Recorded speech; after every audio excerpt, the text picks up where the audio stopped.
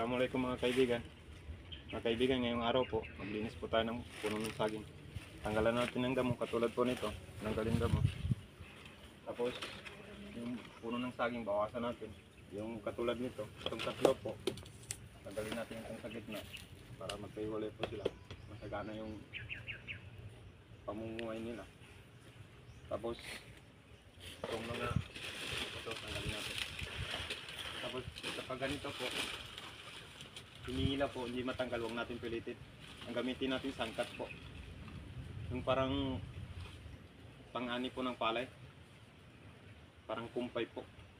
Ewan ko kung tawag sa Tagalog, pero sa Muslim Maguindanao po ang tawag doon. Sangkat. Parang ganito po siya.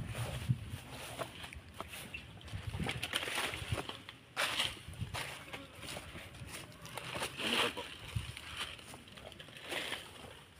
Parang yung ginagamit sa palay po. Pero magkaiba naman po yun. Yung sa palay po, medyo naka-rainbow siya. Ito hindi naman. Ito yung ginagamit sa mga pamputol ng sanga, mga puso ng saging. Ito yung pang kuha po. Tulad po nito. Ito po. Ayan.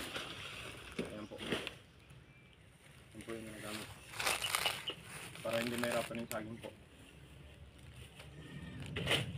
Tapos ito po, tanggalin natin.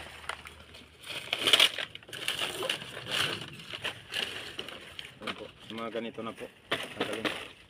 Mga katulad nito po, tanggalin na. Tapos yung mga katawan niya, tanggalin din natin. Tapos lagyan natin ng abono. Ang gamitin natin ng abono, 14-14 po. Sige po, salamat po sa panood niyo.